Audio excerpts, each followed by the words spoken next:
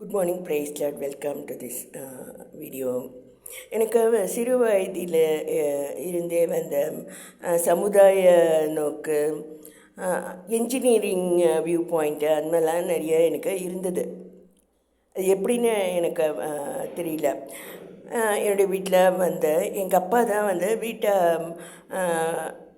வயரிங்கெல்லாம் போட்டு எலக்ட்ரிஃபை பண்ணியிருக்காரு. ரேடியோ வாங்கி வச்சுருக்காரு. அது போல் நிறைய அவர் வீட்டுக்கான இதை செஞ்சுருக்காரு. நானும் அதில் அந்த எலக்ட்ரிஃபிகேஷனில் நான் பார்த்துருக்கேன். அதோட 5ஆம் வகுப்பில் ஏதோ பேச்சு போட்டியில் கோல் அல்லது ஃபாசில் ஃபியூயல்ஸுன்றதை பற்றி நான் பேசினேன். ஸோ அதனால் என்னுடைய பேரே கரின்னு இதை வச்சிட்டாங்க பசங்க, இன்னும் இதை பற்றிலாம் பேசுகிறா அப்படின்னு. ஸோ இதெல்லாம் முக்கியமான ஒன்று நான் என்ஜினியரிங் காலேஜுக்கு வந்த பிறகு நான் கற்றுக்கொண்டேன். அதாவது ஃபியூயல்ஸ், நமக்கு பெட்ரோல் அல்லது கோல் நமக்கு சப்ளைஸ் தீர்ந்து போக முடியும். அதெல்லாம் இங்கே தான் நான் காலேஜில் தான் கற்றுக் கொடுத்தாங்க. ஸோ எலக்ட்ரிஃபிகேஷன் அதை பற்றி தான் நான் இதில் சொல்ல விரும்புகிறேன். எலக்ட்ரிஃபிகேஷன் ஆஃப் மை ஹவுஸ் அப்படின்னா ஒரு லைட்டாக போடுறது அப்படிங்கிறத நம்ம மாம்சீகமாக நினைக்கிறோம். ஆனால் ஒரு கர்த்தருடைய பிள்ளையா அல்லது ஆவிக்குரிய கண்ணோட்டத்தில் நான் என்ன சொல்கிறேன்னா கர்த்தருடைய வெளிச்சங்கள் இந்த வீட்டில் பிரகாசிக்கிறது நான் ட்ரூ எலக்ட்ரிஃபிகேஷன்னு நான் சொல்வேன். எனக்கு மறைவிடங்கள் கிடையாது. கர்த்தருடைய பிரசன்னம் எப்பவுமே இங்கே இருக்குது. அவர் அருளின தீபம் என் தலையின் மேல் பிரகாசித்தது அப்படின்னு சொல்லிட்டு யோபுல ஒரு வசனம் இருக்குது.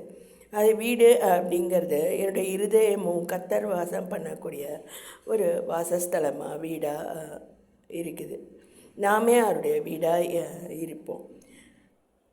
ஸோ அதே போல் இதெல்லாம் எப்படி நான் கற்றுக்கொள்ள முடியுது அப்படின்னா இதோ உள்ளத்தில் உண்மை இருக்க விரும்புகிறீர், அந்த காரணத்தில் ஞானத்தை எனக்கு தெரியப்படுத்துவீர் அப்படின்னு சொல்லிட்டு வசனம் சொல்லுது. அதுபோல் கர்த்தர் முன்பாக என்னுடைய காரியங்களை உண்மையாக நான் தெரிவிக்கும் போது அவர் ஞானங்களை அருளி செய்கிறாரு. அதில் நான் கவர்மெண்ட் ஒர்க் பண்ணதுனால இன்னொரு கான்செப்ட் கூட நான் இதில் ஷேர் பண்ண விரும்புகிறேன். கவர்மெண்ட்டில் நீங்கள் மேலதிகாரிக்கு ஏதோ ஒரு காரியத்தை பிரச்சனையை நீங்கள் எழுத்தின் மூலமோ ஏதோ ஒன்று நீங்கள் தெரிவிக்கணும். அதுதான் ப்ரொசீஜர். தெரிவித்தா தான் அவங்க ஆக்ஷன் எடுப்பாங்க. அவங்களுக்கா எல்லாமே தெரியணும்னு சொல்ல முடியாது நம்ம. ஸோ உங்களுக்கு ஒரு பிரச்சனை அதில் டிபார்ட்மெண்ட்டில் ஒரு புகார் இருக்குது அப்படின்னா நீங்கள் மேலதிகாரிக்கு தெரிவிச்சிங்களா அப்படின்னு கேட்பாங்க.